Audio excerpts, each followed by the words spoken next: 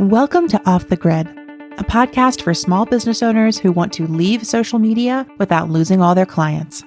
Let's go off the grid. Okay.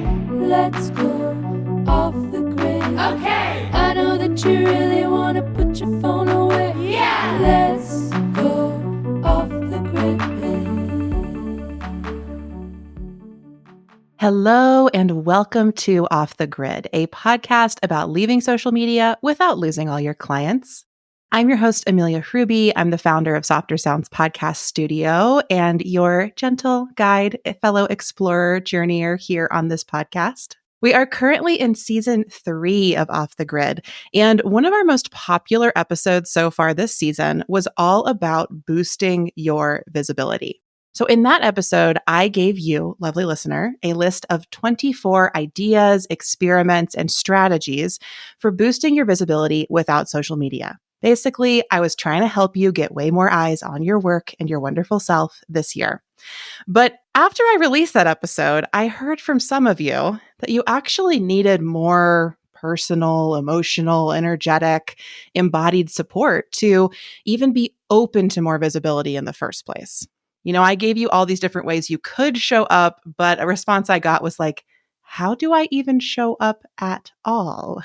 I heard you, I took that feedback, and I immediately reached out to today's guest. So she is one of my favorite people that I met in one of my past lives working at a feminist business school. And her work is all about showing up and speaking up. Before I introduce you to her, I want to take 10 seconds to invite you to download the free Leaving Social Media Toolkit. It includes the 3 tools that I use to leave social media and launch a business without it, including the very popular list of 100 ways to share your work without social media.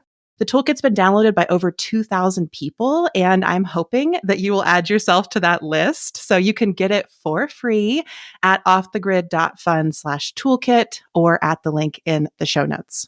All right, my 10 seconds is up, so let me tell you all about today's amazing guest. Samara Bay is an LA-based speech coach whose clients range from candidates for US Congress to C-suite executives, change-making entrepreneurs, Hollywood celebs, and high school girls. She is the author of 2023 Penguin Random House bestseller, Permission to Speak, a love letter to anyone about to open their mouth, which, if you're watching on YouTube, you can see me hold up on screen right now. It is currently out anywhere you get your books in over 15 countries. She also just launched her new Substack community called How to Show Up, which we are definitely going to talk about today. So, hi, Samara. Thank you so much for joining me. My absolute pleasure. I love that setup. Hi, everybody who's ever been like, cool. How do I show up? It's real. I mean, I really did hear this from listeners. Some people were like, great, love it, doing all these things immediately. And others were like, Amelia, but I can't even get to the starting point of this list. Well, and quite honestly, even the people in that first group, I can say with confidence because of how many folks I've coached at how many different sort of levels of visibility, we all eventually, if not from the get-go, have that feeling of, oh my God, being seen and heard is bringing up all my shit. Absolutely. So I just want to honor that this is not like those of you starting out or like in development on your brand, although it is, of course, for you too, but it's not going to go away. The challenges just get more interesting and more sophisticated, perhaps. But like, I just spent a year as a quote unquote expert in showing up, doing various versions of scarier and scarier showing up. And I'm here to tell the tale. I even feel that in my own life, right? It was like, at first it felt like a lot to show up for me in a grad school class of 8 people. And now it's a whole new level of like, oh, I need to show up on this podcast and thousands of people are going to listen. And like, every time you evolve in your work, you kind of hit these new degrees of visibility and all the feelings that arise with that. So thank you for calling that out. This episode is definitely for our baby beginners just starting out and our friends who have been showing up, showing out for years and years and years. We all need this type of support. Yeah, I mean, I as I said, or as you said in my bio, I've worked with enough folks who are like movie star level that it's been somewhat demystified to me. Like fame, fortune, and even seeming confidence doesn't mean that when there's a microphone and the possibility of speaking about things that are close to our heart, we're immune. We're just not. Yeah. And I think having read your book and explored your work, it's because it's so much of a relationship with ourself. And so much of this, it's like where our inner relationship meets the outer world. And no matter what we're facing or what type of stage we're on, we still have to do that inner work to feel comfortable speaking. And we have to face all the challenges that arise when we raise our voice. So I love this. We've gone straight into the deepest parts of this conversation, which of course is your where you shine. But I want to actually pull us back maybe a little bit and start in a slightly meta place here, because I'm curious how you prepare your voice for a conversation or a podcast interview. How do you think about getting ready to step onto this type of virtual stage? I have 4 ideas that come to mind. I also have a lingering cough, so hi. Voices are reflections of the moment we're in, as well as the life we've lived. With that said, actually, and as like an accidental segue in, there's 4 things. The first is really, really big to match your meta comment. Why is it scary to be seen and heard? Some of it is evolutionary, right? Eyes on us make us feel like prey. That's never going to go away. It's just a thing. But connected to that is more specificity for, I'll just say, women, people of color, queer folks, immigrants, or anyone who feels like their accent codes as not from around here or not what power sounds like in this room. And this is linguistics, and it's psychology, and it's sociology, and it's, history and cultural studies. And it's also just like lived experience. Hi, we feel this in our bones. Some of us are like, I don't talk like powerful people have historically talked. The first part of any warm up is honestly just to acknowledge that if we're going to show up, like uppercase S, uppercase U, if we're going to show up when we show up, by which I mean bring ourselves into a room that may not have literally been built for us and show it what it's been missing. It's scary, and that's okay. That's part of it. And being brave, as all of us who are parents have found ourselves saying to our children, like, being brave doesn't mean you're not afraid. It just means you do it anyway. Okay, so this is the doing it anyway. Right? This is the doing it anyway. And I say all of that because most of us have some element of shame around why can't I hack it? And I think that, my book is Permission to Speak. It says permission like 5 times, 6 times on the title, on the cover of the book. I mean, it's because this feeling of permission, I think, is the opposite of the feeling of shame. So allowing ourselves, as we're preparing to go onto the mic or press go on that camera or that ring light or walk onto an actual stage, right? To just acknowledge if fear is coming up, can we just notice if a little shame is part of that? And just put that shame aside and go, that is an old story. That's not for me. That's thing number 1. Mm-hmm. Thing number 2 and 3 maybe is an actual physical warm up. And this can take like 1 minute. So I have a theater background, but I don't want anyone to feel like if they don't, they can't do like funny things with your lips. Spoiler, we all have lips. So the reason I say 2 and 3 is like 2 is body and 3 is connecting it to breath and sound. So body, each of us have a body. Each of our bodies are different.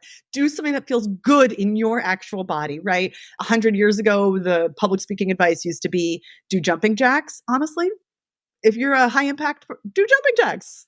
Why fix what isn't broken? But also run around the block, do yoga, turn on some music you love and dance and get into your hips and like get down a little, like, I mean that idiomatically, but also like literally get a little lower and feel what it feels like when your body remembers it knows how to breathe on its own, right? Aerobic activity reminds our body that breath happens lower. Mm-hmm. And that when our body is literally looser and more expansive and stretched, it remembers how big it can be. God knows we have enough messaging in our culture about being small. This is our warm up is about saying fuck that and being as big as possible, right? How big, how much space, literally, metaphorically, existentially, can I take up? How much space can I take up? Again, permission, right? But also quite literally like you don't have to think about any of that if you do a few rounds of vinyasa and your body's like, oh, hello, I've arrived. And connected to that then with the breathing, that connects us into number 3, which is do something sound-wise. So now the breath is going, but make some funny sounds, right? This is where if you do have children in your life, like remember that you were once a child and that silliness is essential. And if you feel a little silly, it means you're on the right track, not the wrong. So make some sounds. I like to get out for those of you who are watching, a tissue, and the little space between your cheekbones and your nose is like a little open cavity in there. If you go, make an M sound, you'll feel it vibrate a little bit.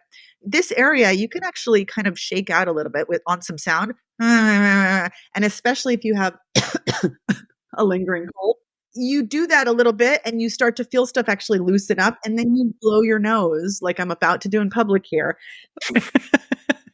And you actually sound pingier.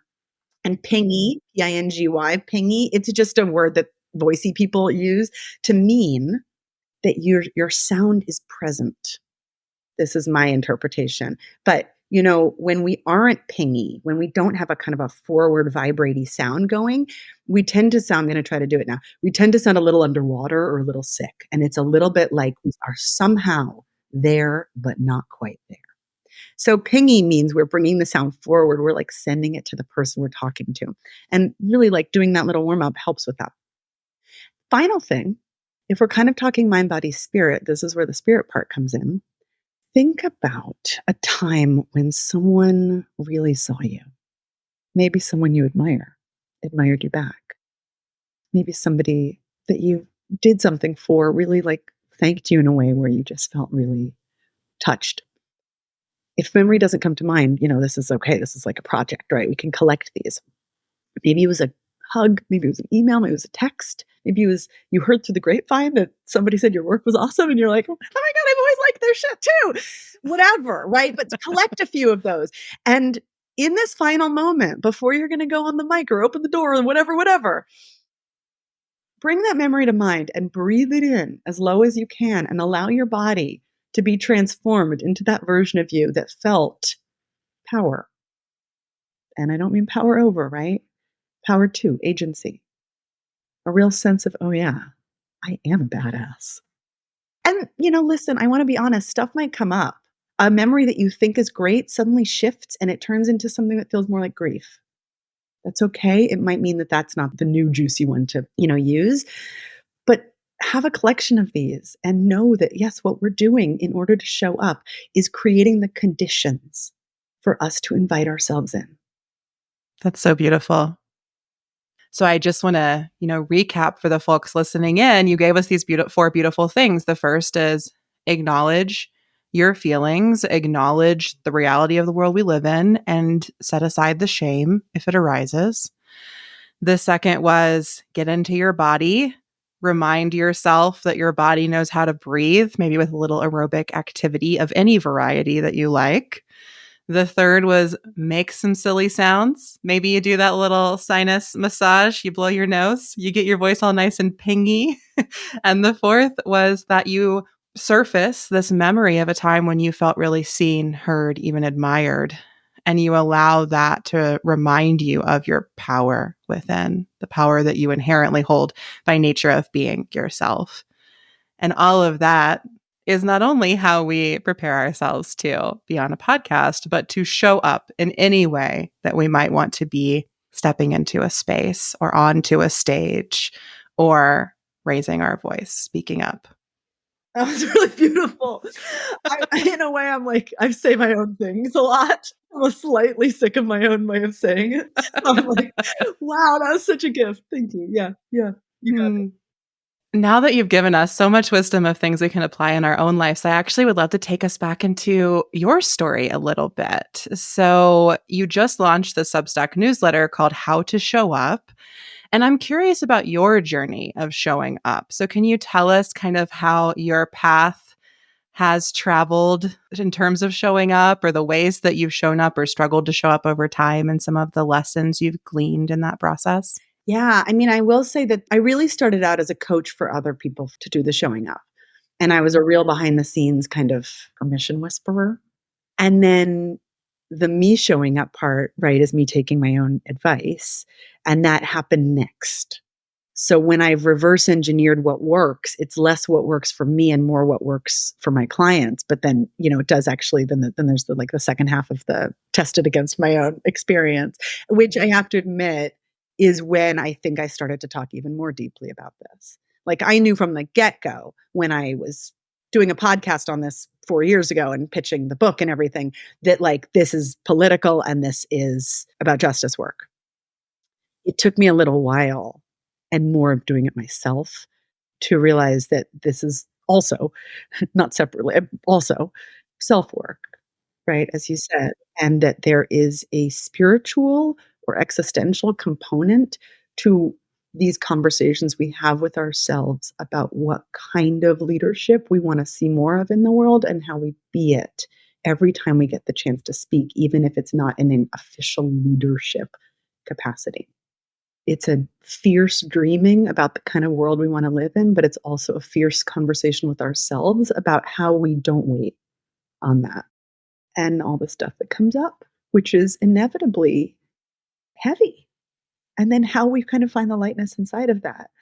So, the answer to your question about the actual story is I have all these years coaching actors in Hollywood on their dialect. I mean, I like to joke that I I have a long history telling movie stars what to do with their tongues. That was actually the job.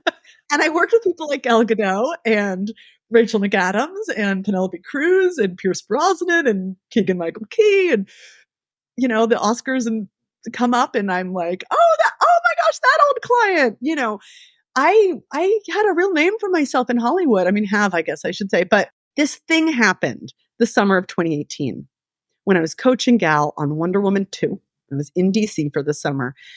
And it's weird to talk about it now, but at the time it felt like the lowest. We were 2 years into that dude's presidency. We were heading towards our first midterm, the 2018 midterm, which now we know was a quote unquote blue wave, but at the time we didn't. And it was, I think we all felt, my activist friends and I all felt like our chance to change the narrative in our country. And we were also getting inundated with the pictures of the kids in cages at the border that summer. And I was in DC, so I was going to rallies and I was, whatever, putting my body out there. But like all of us, I know, have a sense of, okay, but what more? What more can I do? And in the midst of that, I got this call from MoveOn.org, one of those great organizations that finds good candidates and offers them resources. And a friend had suggested me, and they were like totally pro bono, right? No, kind of no like stakes, but also the greatest of stakes. Would you, Samara, be open to coaching on public speaking these first time all female, their roster candidates? And I had never done anything like that. Although I guess that's not totally true, right? Like I was always giving advice to friends who were about to go in and pitch something. And I did have a little bit of experience working with scientists on that sort of thing, on pitching and talking about their work. But I really didn't know what I was doing. But on the other hand, I was like, listen, spend an hour with me. You're not going to be worse. Absolutely not. That's not possible. Thank you. So I jumped at it and I got thrown into all these Zoom sessions with these women who are running for office. And the pattern was so obvious from the beginning.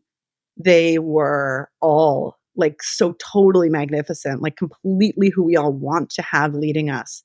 The type of people whose lived experience as community members or as, parents or as we would trust them because they actually know the thing instead of having been told the thing in a paper. We're having trouble translating their absolute magnificence when they had to do a stump speech or speak in front of a microphone. And all the shoulds were coming up, right? I know that I should talk slower. I know that I should talk faster. I know that I should stop doing this. I know that I should, if I want to get taken seriously, I should.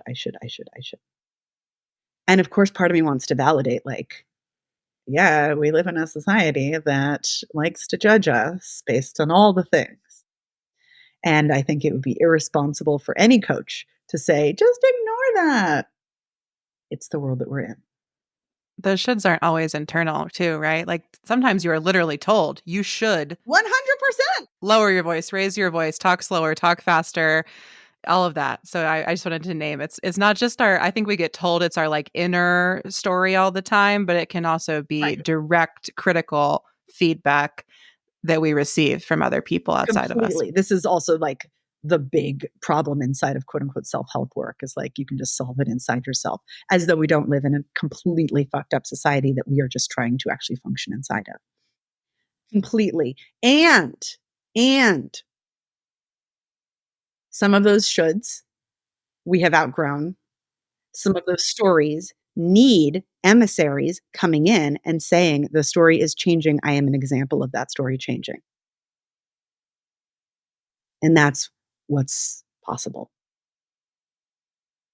So I knew that from working with those women. And then I was like, now what?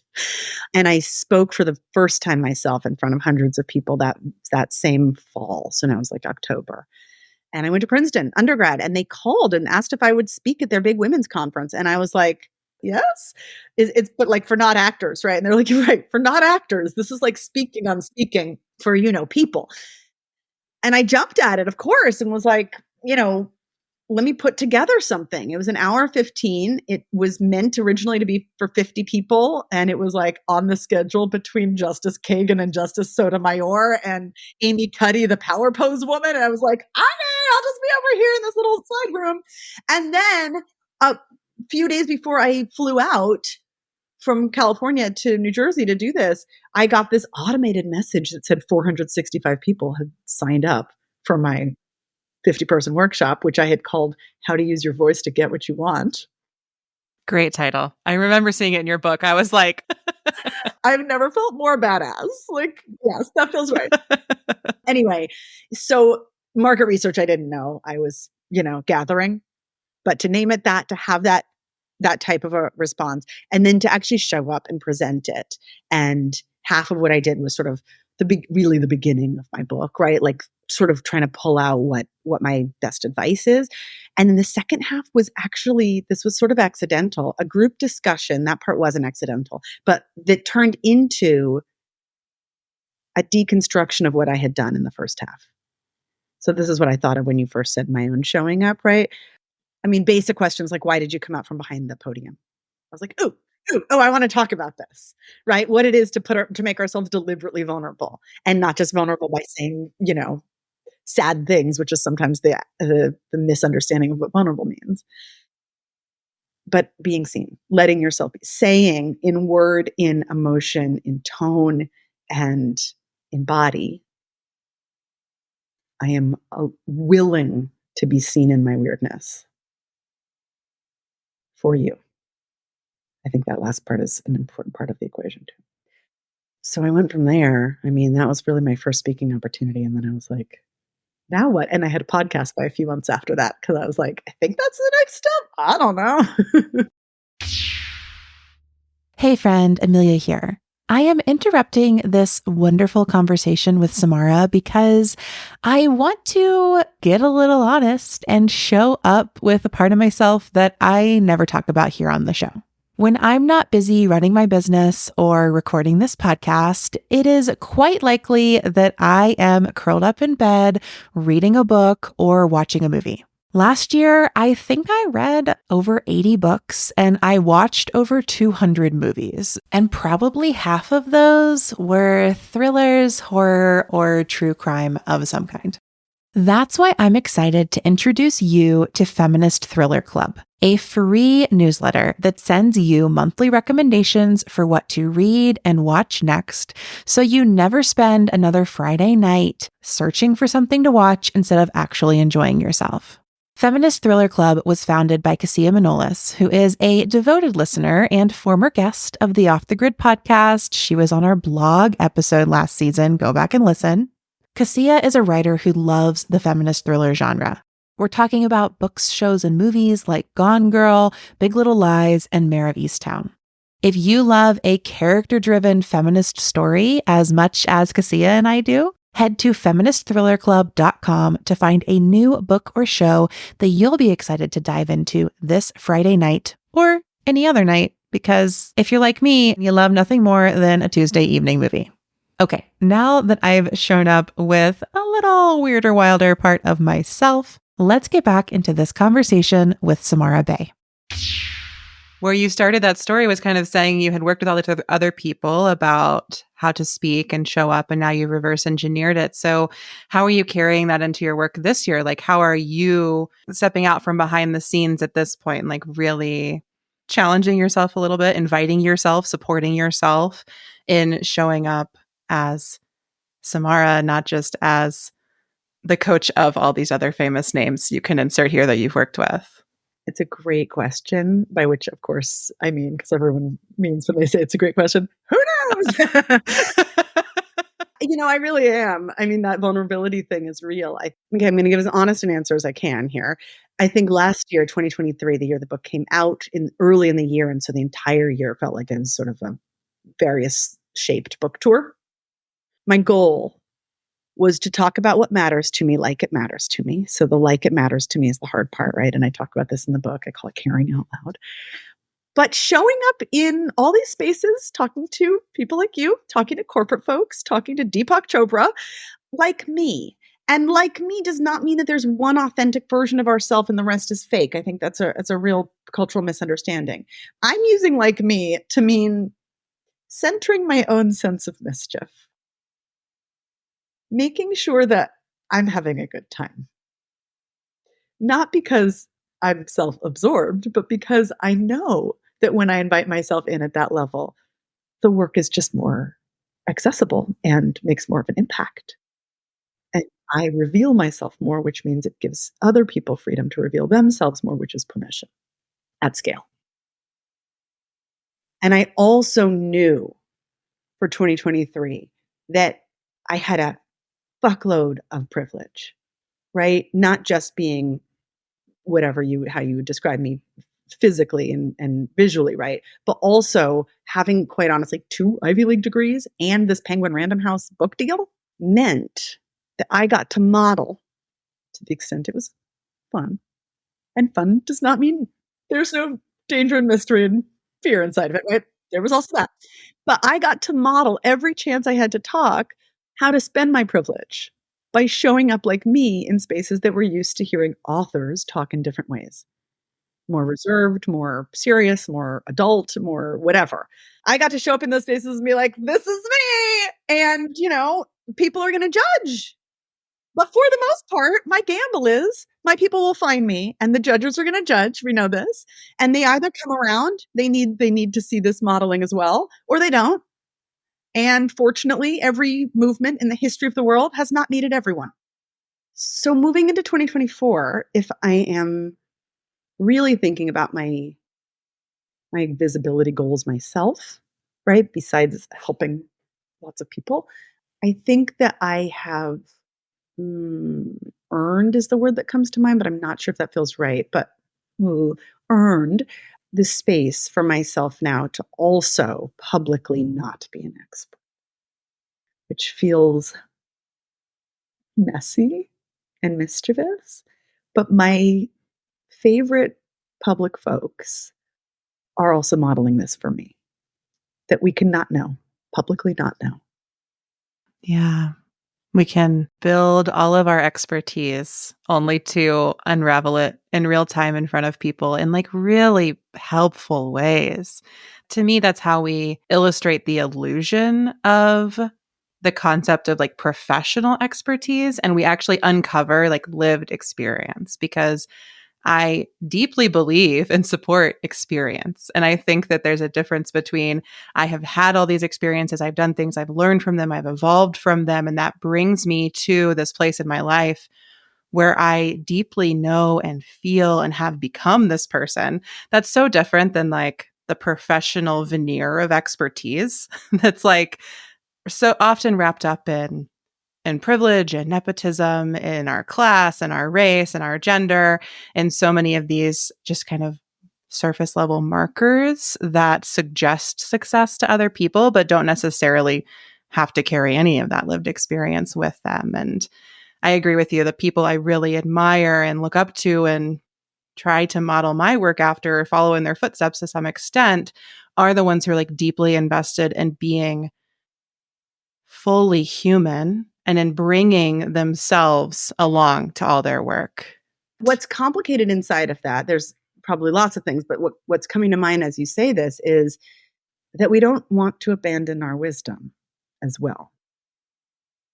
Because there is this sort of other trap, right, of sort of, dare I say, performative, but what do I really know?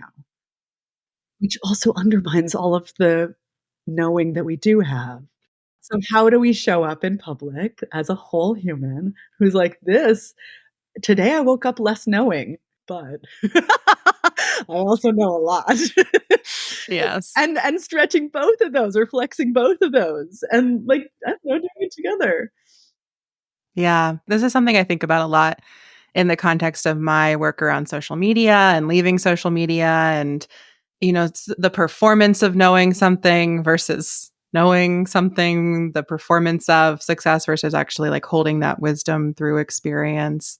And again, to your point, like we abandon ourselves if we act like we don't know anything. There's also the performance of not knowing that you're pointing to.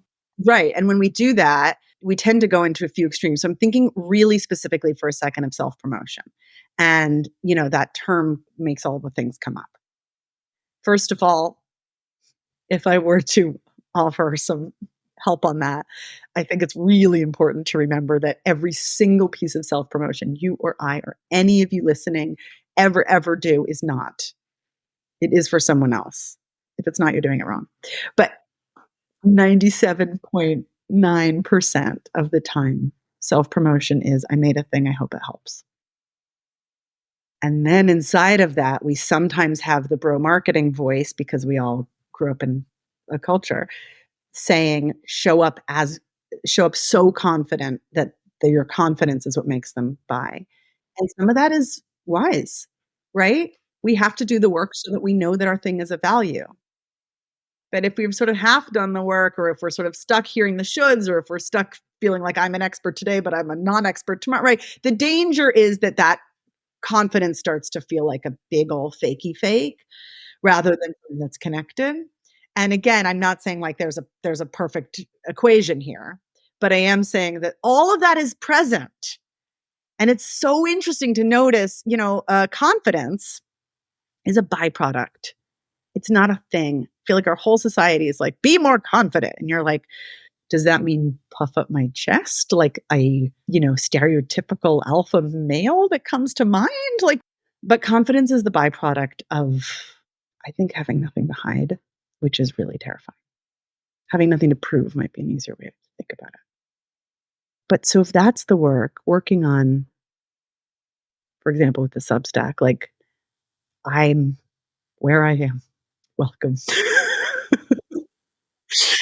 Then I know that the Substack has an element of confidence to it. I get told this with my writing all the time. There is sort of a manifesto forward momentum vibe.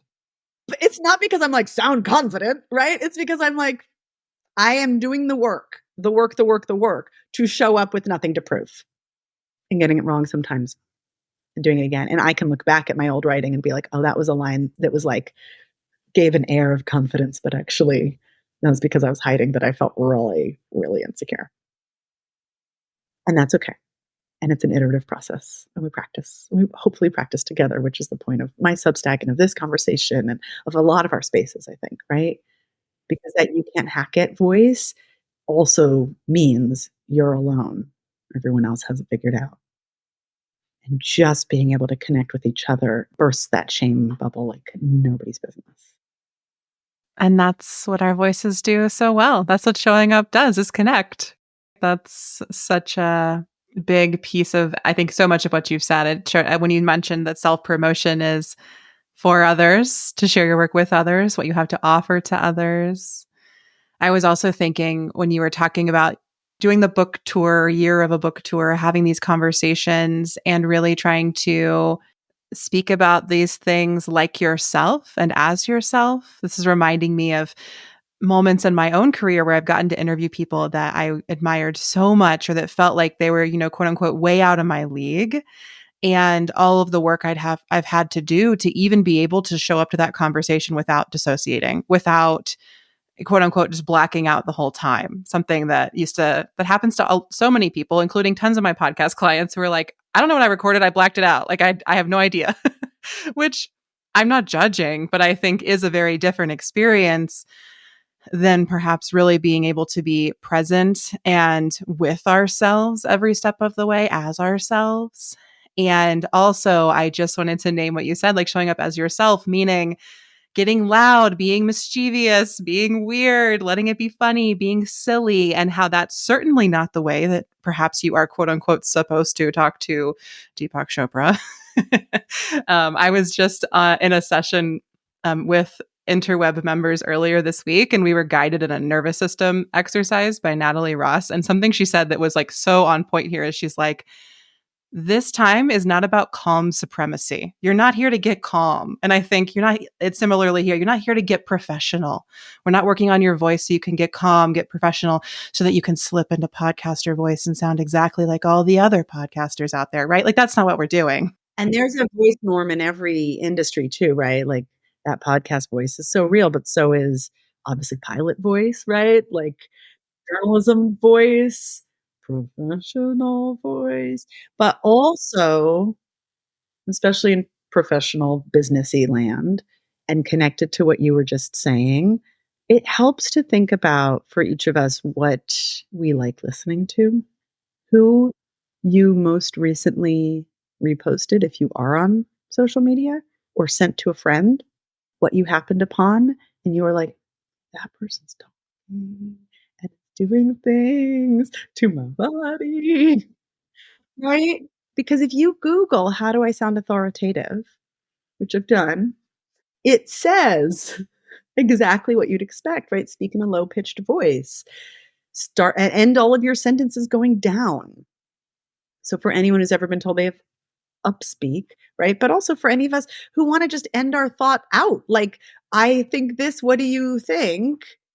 No, no, no, you lose your authority that way, according to the internet, right? So the internet, that little quick, how do I sound more authoritative, is such a lovely, by which I mean terrible, example, reflection maybe of our knee-jerk reaction to what a powerful voice is supposed to sound like. And then we have all the examples of the people that actually make us lean in, that make us feel a physical urge to share. And the people who dissociate and sound disconnected, especially deliberately so, who have all the power but are like, I'm going to show up like this, who, as I like to say, try to outboring each other. It doesn't go viral. It doesn't make an impact. It doesn't do anything surprising, which means it doesn't make the world move forward. What's coming up for me is like there's also a layer of this too. It's like pay attention to the people that really pull you in, like you're saying. And I think if you're really immersed in social media, also start to attend to where does it just become mimetic? Like, where do we hear the same voice happening out of like 20 different faces? So here I'm really thinking of kind of like YouTube culture where it's like, hi guys, welcome to my channel. Like you could hear that exact tone and cadence come out of 1,000 YouTube videos. I'm the dude version. I know this from my child because he repeats it. Smash that like button. Just what it's really reminding me of is we see those models of success and we think we need to sound like them. Those aren't the voices, perhaps, of our authoritarian political power figures when we think of presidents or politicians, but they are voices of power in these online spaces that so many of us inhabit. And we take them up as this sort of like, well, they've figured out success. I can follow that path. When in fact, I think what you're speaking to, and I wholeheartedly agree with, is that we will only find the success that we are intended to find by showing up as ourselves. And I just see this over and over again with listeners, with clients, with friends, with myself. You know, when I try to get on somebody else's path, or anytime I pick up a list of 10 ways to get what I want, it's never going to work for me because I'm just kind of miming, copying even what other people are doing. And that is certainly not showing up and speaking up as me. So, and there's this chronology part that's involved in what you're saying, because for almost all of us, and honoring the systems of power that exist, starting out that way helps us get into certain doors. So I'm not saying do it or don't do it, right? It's super personal. But I am saying that if you're like, yeah, but when I talk like that, I get more engagement. Notice that, and that's okay, right? I mean, I'm not here to shame anybody. And what I think is really, really, really, really useful is also notice, if you're in the noticing game, also notice when you have just enough power or privilege or permission or position to be like, now what? Because I think that's when anyone has picked up my book or has engaged in this type of a conversation is that our old tricks aren't working anymore. They don't feel good inside of our body. We have higher standards for our body suddenly. And we go, I'm pissed. This isn't working. Fuck this. And then the question is, what's next? So those little inflection points, they can happen anywhere, at any point in our life, right? This is why I say that I work with high school girls, right? I love working with kids because they already feel like here's what feels fake about the grown-up world. And or those of us who are in the grown-up world and whose tricks to be liked worked. And now we're like, I wonder if there's something else possible. I wonder if I can break out from the norm of my subculture and do something that makes me feel better on the inside. Yeah. And I think I can pretty confidently say that's exactly where Off the Grid listeners are, at the very least with social media. The reason you tuned into this podcast is because, to use your language, Samara, but in a different context, the things you used to do to get likes aren't working anymore, and you're pissed about it. And you want to know now what? It feels bad. It's not working. What's next? What's possible from here? And I love all of the things you've shared with us today about ways to then step up, speak up, show up in our full selves with our power intact in the world.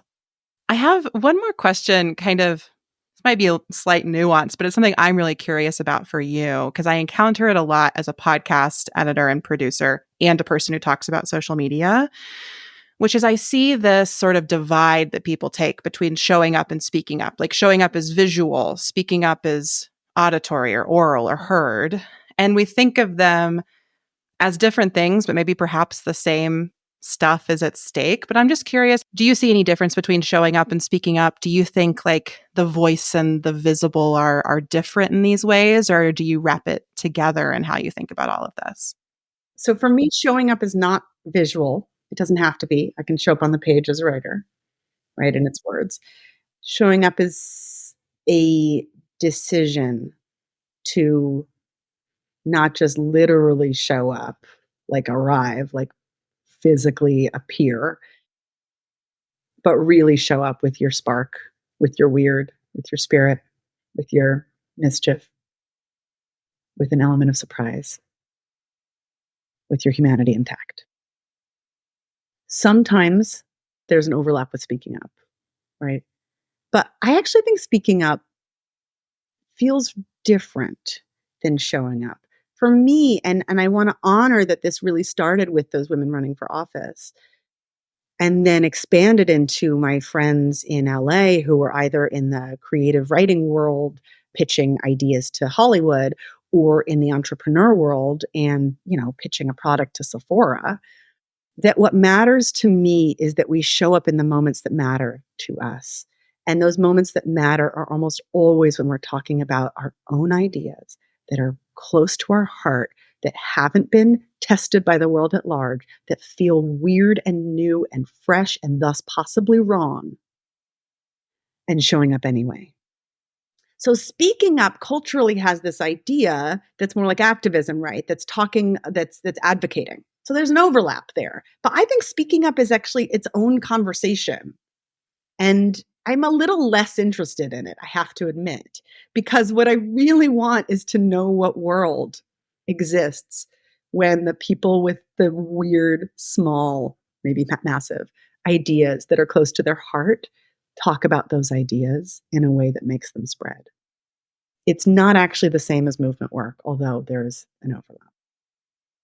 Yeah, thank you for that. I think it's a really helpful differentiation. And part of what I'm hearing is like culturally, when we talk about speaking up, it's on behalf of something, but showing up. It's on behalf of ourselves. Exactly. And that's why all the stuff comes up, right? In a certain way, you might say it's easier, but I think it's harder. And it isn't like group tested. There's just something very original about each of us showing up. And the originality is terrifying. And that's what we get to say yes and to. Mm-hmm. We've talked a lot here about showing up as ourselves with our humanity intact. And I'm curious, as we wrap up, what are the ways you show up or the advice you would offer for someone who's like, okay, I want to start showing up with my weird. What do I do first? What comes next for me? I mean, I do think we've actually answered that in a way in this conversation. So my real answer is listen back to this conversation. And or, hey, self-promotion that isn't for me, buy my book. It's literally for that. The reason it's book length and not podcast length is because there is just space for us to breathe inside of all of these questions of who was the public made for and how do I step into it anyway? And what do I do with the feeling of stigma that shows up in my body like shame? And what do I do about the breathing side of it when I am holding my breath for impact? And I'm also holding my breath because we live in a suck-in culture that tells us that we have to suck in our medals or we don't, deserve to be women in the public, right? Like, this is why it's a book length thing. That's perfect. Go buy your book. Permission to speak. And then when you feel like, God, I just want people to talk to about this, that's what the Substack is for. I didn't even know about Substack. And then when I was first told about it, my first thought was, this makes sense as a place for community. And, I think that word gets thrown around quite a lot. But I actually do mean it because hearing each other is the whole point, right? We're speaking up. We're showing up to be heard, to be seen, to be witnessed, and to offer, to give and to receive. And to hold space for what world we might shape by doing so. Beautiful. Thank you so much for joining me in this conversation. I'm truly just grateful that you are helping us create this world, that you're guiding us, that you're showing up as yourself. It really inspires me to show up even weirder, even more vulnerable. As Adrienne Marie Brown says, weirder, wilder, and more interdependent. I think that those three things always guide me forward. Also, my kid's name is Wilder, so. Maybe if I have a child, I'll name them Weirder or my next dog. So who out there is going to name your child more interdependent? Let us know in the comments below. Oh, we can't wait. All right. Well, thank you, Samara. Thank you, friends, for being here and joining us for this episode. Please listen back, buy Samara's book, show up in the ways that you can and desire to. And until next time, we will see you off the grid, my friends. Bye for now. Thanks for listening to Off the Grid. Don't forget to grab your free Leaving Social Media toolkit at offthegrid.fun/toolkit. This podcast is a Softer Sounds production. Our music is by Melissa Caitlin Carter of Making Audio Magic, and our logo is by Natelier Studio. I'm your host, Amelia Ruby, and until next time, I'll see you off the grid and on the interweb. Let's go off the grid. Okay. Let's go off the grid. Okay. I know that you really want to put your phone away. Yeah. Let's